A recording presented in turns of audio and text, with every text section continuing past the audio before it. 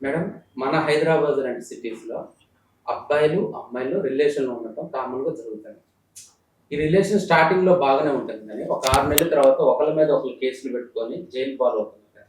అవును. ఇప్పుడు ఒక రిలేషన్‌లో ఉన్నప్పుడు అమ్మాయి తీసుకోవాల్సిన జాగ్రత్తలేంటి? అబ్బాయి తీసుకోవాల్సిన జాగ్రత్తలేంటి? ఫస్ట్ రిలేషన్‌షిప్‌కి వెళ్ళకూడదు. ఎందుకెళ్ళాలి? మన కష్టం ఏం నేర్పింది? పెళ్ళయ్యేదాకా నో రిలేషన్‌షిప్. ఎప్పుడైతే ఈ రిలేషన్‌షిప్‌లోకి వెళ్ళామో, ఆ వీక్‌నెస్‌ని మగాడైనా పట్టుకుంటాడు. మగవాడి వీక్‌నెస్ ఆడదైనా పట్టుకుంటుంది. సో, ఈ రిలేషన్‌షిప్ అనేది మన కల్చర్ కాదు. ఇది మనం అడాప్ట్ చేసుకున్నాం దరిద్రాన్ని. ఆ దరిద్రం వచ్చిన తర్వాత దరిద్రంగానే ఉంటుంది. తర్వాత ఏంటంటే, ఈ రిలేషన్‌షిప్‌లో ఉన్నంత సేపు మీరేమీ పర్వాలేదు, మాట్లాడుకోవచ్చు, వెళ్ళొచ్చు అన్నీ ఉంటాయి. తర్వాత కొన్ని సంవత్సరాలు ఏంటిలే, నెల రోజులే ఉండట్లేదు. పెళ్ళిళ్ళే సంవత్సరాలు ఉండట్లేదు. కొన్ని నెలల తర్వాత వీళ్ళు విడిపోవాలి. రిలేషన్‌లో ఉన్న వాళ్ళందరూ భార్యాభర్తలు కారు కదా! ఏదో అది ఏంటంటే జస్ట్ లైక్ ఫన్ అనమాట అది. అలా అయిపోయిందిది. మన కల్చర్. కానీ అది తప్పది. రిలేషన్‌కి వెళ్ళండి అని నేను ఎవ్వరికీ సజెషన్ ఇయ్యను. ఆడపిల్లలకి చాలా ముఖ్యం. ఏంటంటే ఒక్కసారి నువ్వు రిలేషన్‌షిప్‌కి వెళ్ళావు అంటే రేపు పొద్దున్న నువ్వు ఏ మంచి ఫ్యామిలీకైనా భార్యగా వెళ్తే ఈ రిలేషన్‌లో ఉన్నవాడు ఎక్కడో ఒకడు కనిపిస్తాడు. భారత ఖండంలో ఎక్కడున్నా నీ ఎదుట ఎప్పుడో పడతాడు. వాడి దగ్గర నువ్వు ఈ భర్తతోటి నువ్వు జీవిస్తూ ఉండగా నీకు బాయ్ ఫ్రెండో లేకపోతే ఏదో దరిద్రం అనుకోండి దాన్ని. నీకు కనిపిస్తే నీవు అప్పుడు పంచుకున్నవన్నీ నీకు గుర్తుకొస్తాయి. వీడితోటి సవ్యంగా ఉండలేవు. అక్కడొస్తుంది క్లాష్. అదో రకంగా జీవితాలు సంకనాకిపోతాయి. విడాకుల దాకా వెళ్ళిపోతాయి. నెక్స్ట్ ఏంటంటే ఇది తర్వాత ఈ ముందులోనే వీడితోటి ఏంటి గొడవలైపోయి విడిపోయిన తర్వాత ప్రతివాడు మంచివాడు ఉండడు. ప్రతి ఆడది మంచిది ఉండదు. కొంచెం కన్నింగ్ ఎవరికైనా ఉంటాయి. లేదా ఆశ నీ దగ్గర డబ్బు ఉందని అనుకో, వాళ్ళకి ఆశ ఉండొచ్చు. నువ్వు అడిగినంత ఇయ్యకపోయావు అనుకో, ఏవో చిన్న ఎవిడెన్స్‌లు ఉంటాయి. ముందు సరదాగా ఉన్నంతసేపు ఎన్నో మాటలు సంభాషణలు అవుతాయి. అందరికీ ఆ అలవాటు ఉంటుందా అండి అంటే ఉండొచ్చు, ఉండకపోవచ్చు. ప్రతీదీ రికార్డ్ చేయొచ్చు. రికార్డ్ చేశారు అంటే వాడు ప్రాణం ఆమె చేతిలో పెట్టినట్టే. లేదా ఆ అమ్మాయి ప్రాణం ఆ అబ్బాయి చేతిలో పెట్టినట్టే. ఇక్కడ ఆడైనా, మగైనా సేమ్ వర్తిస్తుంది. ఎవరి జీవితమైనా జీవితమే, ఎవరి ప్రాణమైనా ప్రాణమే. అందరూ మైండ్ సెట్ ఎప్పుడూ ఒకేలాగా ఉండదు. మారొచ్చు మనం. క్రూయల్‌గా ఎప్పుడు మారుతామో మనకే తెలీదు. ఆ క్రూయాలిటీ అనేది వచ్చింది అంటే మాత్రం ఈ ఈ ఎవిడెన్స్‌ని పట్టుకొని వాళ్ళు కోర్టులు, కేసులు వెళతాయి. తర్వాత దాన్ని తట్టుకోలేక కొంతమంది సూసైడ్ చేసుకునే వాళ్ళు కూడా ఉన్నారు.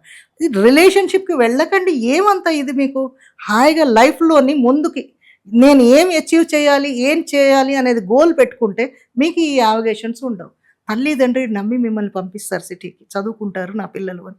వాళ్ళు మట్టి మోసుకునో, కడుపు కట్టుకునో, సగం తిని, సగం తినక సిటీకి పంపించి మిమ్మల్ని చదువుకోని రిలేషన్‌షిప్ దేనికి? మాకు చదువు అక్కర్లేదు పెళ్లి చేసి పడేయండి. వాళ్ళ స్తోమతకి తగినట్టు చేసి పడేస్తారు కదా! శారీరక సుఖమే కావాలా? అదొకటే కాదు కదా! అది కావాలి అనుకున్నప్పుడు పేరెంట్స్‌కి చెప్పండి పెళ్లి చేసేస్తారు. అంతేకాని వాళ్ళకి కళ్ళకి గంతలు కట్టి, పిల్లి కళ్ళు మూసుకున్నట్టు మీరు చేయకండి. మీరు అనుకుంటారు పేరెంట్స్‌కి తెలీదని.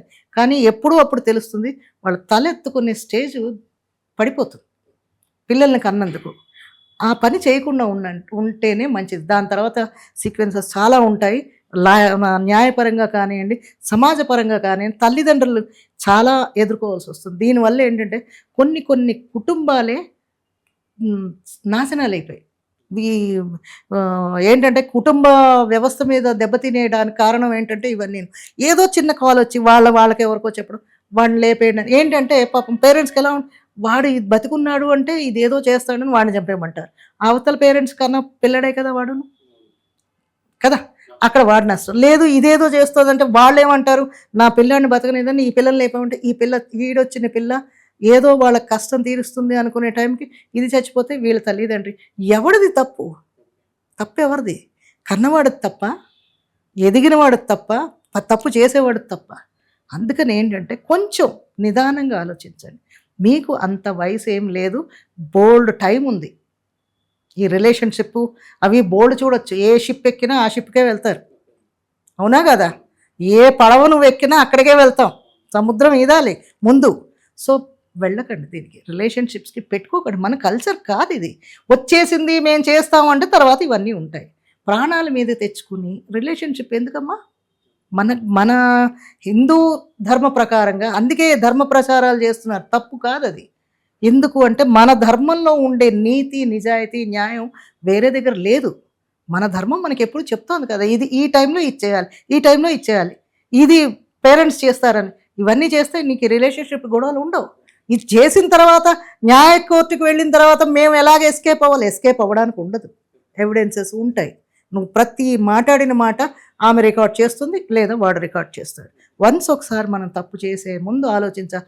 నేను తప్పు చేస్తున్నాను అని నాకు తెలిసి చేస్తున్నప్పుడు ఎవిడెన్సెస్ ఉంటాయా? ఉండవా? అనేది ఇంకా నీకే ఉండదు ఆలోచించే ఇది కాన్షియస్ వాళ్ళకుంటుంది. ఎప్పుడు కూడా అవతల వాడు కాన్షియస్‌గా ఉంటాడు.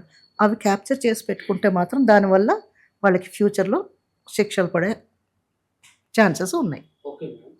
రిలేషన్‌షిప్‌లో ఉన్నా సరే హ్మ్. అబ్బాయి రాత్రి 10 తర్వాత అమ్మాయికి ఎలాంటి మెసేజ్ పంపకూడదంటారు కదా! తర్వాత పంపితే కోర్టు పరిగణలోకి తీసుకుంటుంది అంటున్నారు. నిజమేనా? తీసుకోవచ్చు. ఎందుకంటే పడుకున్న తర్వాత అలర్ట్ అవ్వడానికి, కొంచెం లేవడానికి బాడీ సహకరించడం సైంటిఫిక్‌గా కొన్ని రీజన్స్ ఉంటాయి. అదే అయ్యి ఉండొచ్చు. లేదా వీడు ఫోన్ చేసి మెసేజ్‌లు పంపించేటప్పుడు ఏమైనా హార్ష్‌గా మాట్లాడినా ఆ అమ్మాయి కొలాప్స్ అయ్యే ఛాన్సెస్ కూడా ఉంటాయి. ఇవాళ రేపు మనం చూస్తున్నాం. యంగ్‌స్టర్సే కొలాప్స్ అయిపోతున్నారు. అవును. ఎందుకు, ఏంటి అనేది రీజన్స్ తెలియవు. సో, ఇలాంటివి ఏవి జరగకుండా ఉండడానికి కూడా కోర్టు వారు అంగీకరించలేకపోయి ఉండొచ్చు. ఏదైనా సరే ఆయన అర్ధరాత్రి దాటిన తర్వాత ఫోన్ కాల్స్ చేయకూడదు.